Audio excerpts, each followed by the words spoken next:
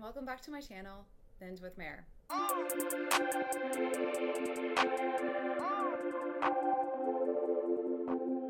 Okay, you all, I hope that you scored yourself some Taylor Swift tickets for the Eras Tour. I am so excited. I want to give a shout out to my dear friend, Dr. Kate Cody, who got the tickets for us.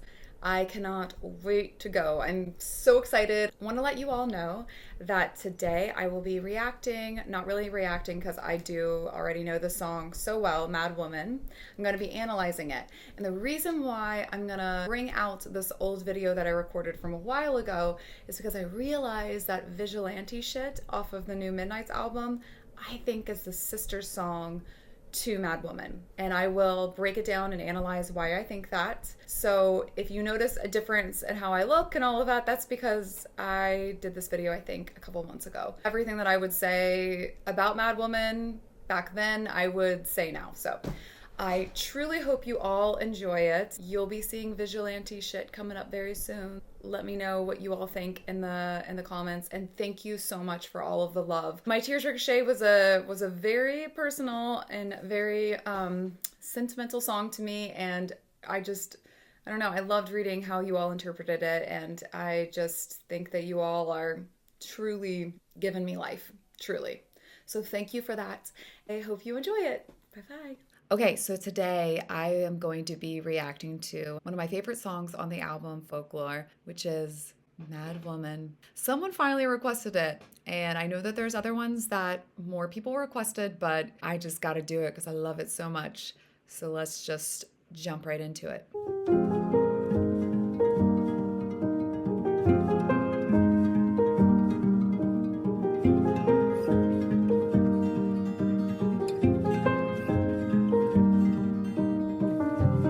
What did you think I'd say to that? Does a scorpion sting when fighting back? They strike to kill, and you know I will.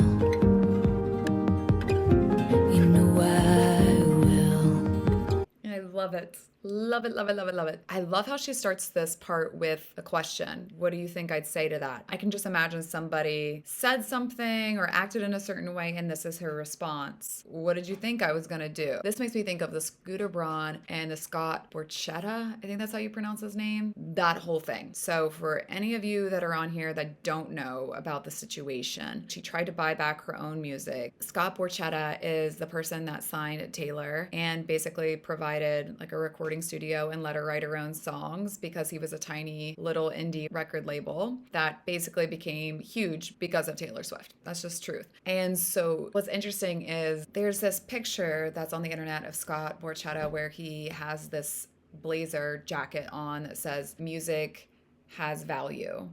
And I know that from his perspective, he was saying that music has value, that you shouldn't stream music for free, that it has value because it's rare and it's art. Back in, I think, 2015, I think he was even going to sell merchandise that had that on there. And the idea is that it is rare and it is like art. It is something that you pay for and that you respect. However, it's ironic because he did not respect Taylor Swift as an artist when he sold all of her music to Scooter Braun and some other companies. And it was Scott, who has known her forever, who was probably one of her closest confidants in her whole life. And he knew exactly what would hurt her because Scooter Braun was always a part of the bullying that she experienced online with Justin Bieber and Kanye West. And Scott Borchetta did this really skeezy thing by selling all of her music to Scooter Braun, the person who had hurt her so much.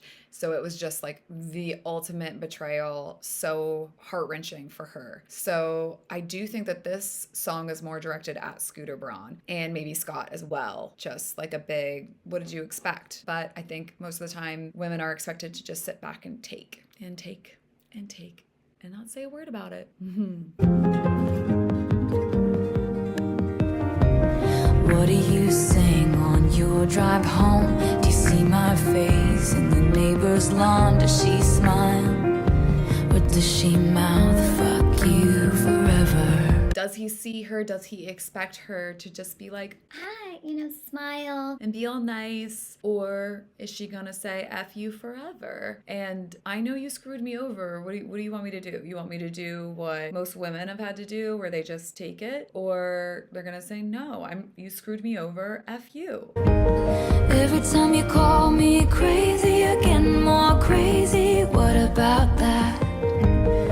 And when you say you seem angry, you're getting more angry. And there's nothing like a mad woman. What a shame she went mad.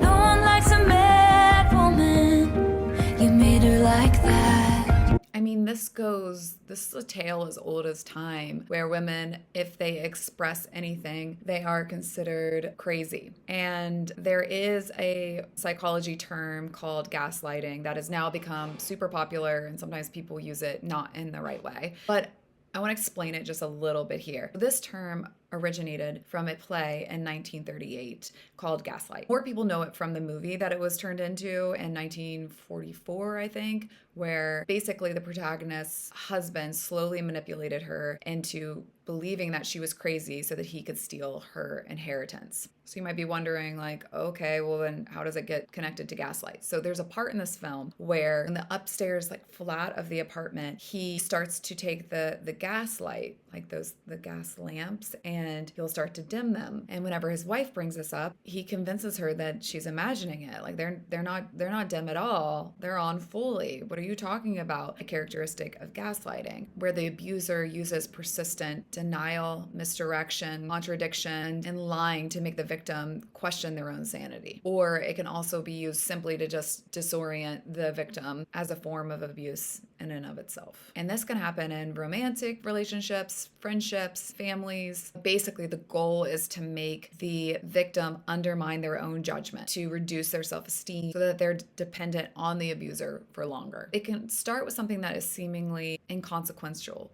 Every single time I say inconsequential, I always think of that scene in Austin Powers. The details of my life are quite inconsequential. Anyways, so it's little physical things that don't really matter. They'll move or misplace them. The abuser will move the item, and then whenever the victim will ask, well, where did this go? They would suggest, well, you misplaced it. And the victim will ask for help in finding it. And that's just on the small end. But it can even be where an abuser will fully outright convince themselves that violence or verbal abuse never even happened at all, that the victim is completely making it up. And sometimes abusers truly have convinced themselves of that, of their own lies, but a lot of times they do know that they're doing it just to make the victim question their own sanity and to make them feel as if it's not as bad as it actually is. And one of the number one things that happen with gaslighting, and why I'm bringing this up, is because a lot of times the abusers, they might call their victim crazy in a bid to make them genuinely believe it. So it's slowly eroding away a person's ability to distinguish the difference between what's real and what's in their own head. The consequences of this, it's leading to depression and mental health issues that have been showed that are connected with suicide. And so it's a very serious thing. And that's why I get a little irritated when people throw around the term gaslighting in ways that don't actually apply, because it's a very serious tactic that abusers use. And when it's done really, really, really well, it can have monumental effects on a person's mental health, and suicide is something connected to it. So for Taylor Swift, when she says, every time you call me crazy, I get more crazy. What about that? It's kind of calling out the abuser for what they're doing. It's okay, you want to call me crazy? We'll see how crazy I really am. Or it could be, every time you call me crazy, I get more crazy. How about that? It's this interesting thing that it's oh, the more you're saying that, the more you're wanting me to think that I am crazy. Maybe that's gaslighting. And you poke that bear till the claws come out, and you find something to wrap your noose around. And there's nothing like a man woman. When a woman has a perfectly reasonable reaction to something, perfectly reasonable to be reacting to, it's usually labeled as crazy. And that is something that is really frustrating. I think with these lyrics in the chorus, she's going even deeper into it, where it's the idea that women have to stand there and smile through all of the insults and injuries that are done to them. But after a while, she's saying you poke that bear, keep poking and poking, the claws are going to come out, but then you find a noose, you know? If you react to it, then you're a villain. It's ridiculous. Now I breathe flames each time I talk. My cannons all firing at your yacht. They say, move on, but you know I won't.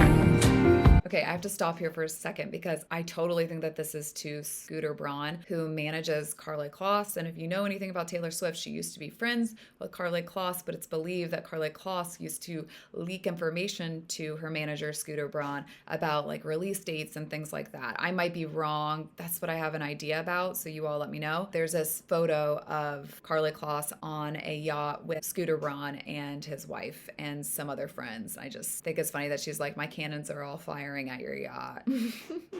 So good. And women like hunting witches too, doing your dirtiest work for you. It's obvious that wanting me dead has really brought you two together. I remember when this was all happening, I forget her name. I think it starts with like a Y or something. Scooter Braun's wife, I'll look it up, you know, spoke out defending him and all of that. And so it's like it brought the two of them together. So women sometimes are used by men, or women like to go after other women, or maybe Scooter's wife he used to also hurt Taylor. And it's interesting that it's like really bringing them together. So maybe there's something that Taylor knows that maybe she doesn't. Every time you call me crazy, you're getting more crazy. What about that? And when you say I seem angry, you're getting more angry. And there's nothing like a mad woman. What a shame she went mad. No one likes a mad woman. You made her like that. You made her like that. And it's like, what a shame she went mad. And you poke that bear till the claws come out, and you find something to wrap your noose around. And there's nothing like a mad woman. I'm taking my time, 'cause you took everything from me.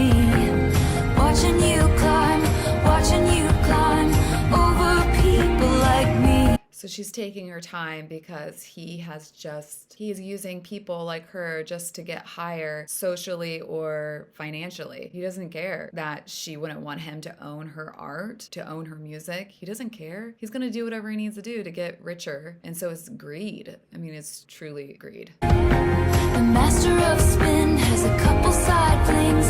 Good wives always know.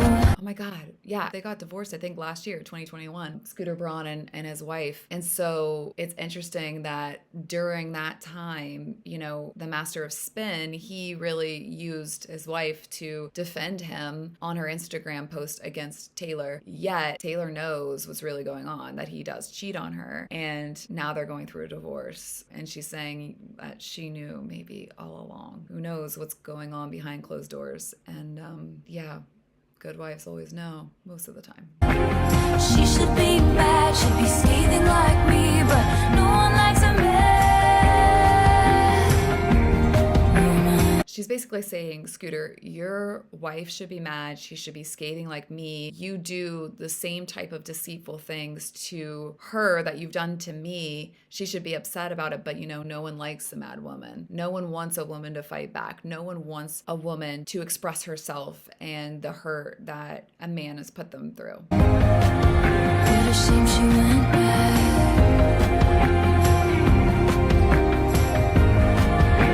You made her like that. So good. so good. I think Taylor has said this before, like this song is female rage. It's after being called crazy, even though you've taken so much like either physical or emotional abuse or just being told whatever you think is happening is just imagination and it's not really as bad as what you think it is, and that you're just supposed to take it and take it and take it. And there comes a point where you're like, you can't take it anymore. But also women that do fight back are horrible things are said about them. I really think that this is about Scooter Braun, about her music, but it's also pretty universal. And I mean, when I heard that Taylor called it female rage, I was like, oh my gosh, like I just experienced rage for the first time not too long ago. Rage that actually made my body physically shake. And I couldn't believe it because it's so, like I have empathy for so many people now that have gone through moments of rage because, you know, when something so atrocious or something that is such a horrific betrayal occurs, it's like we're animals and we are just trying to cope with it. Animals in the wild, like if they're chased by a lion or something and they finally survive, they'll like shake like crazy to like soothe themselves. And it's our way of soothing ourselves is by the shaking that actually occurs when you have rage like that. I think a lot of women, whether they know it or not, have had to deal with that. So I hope this was also what you saw and thought, and I look forward to seeing what you think. All right, be well, be safe. Talk to you soon. Bye.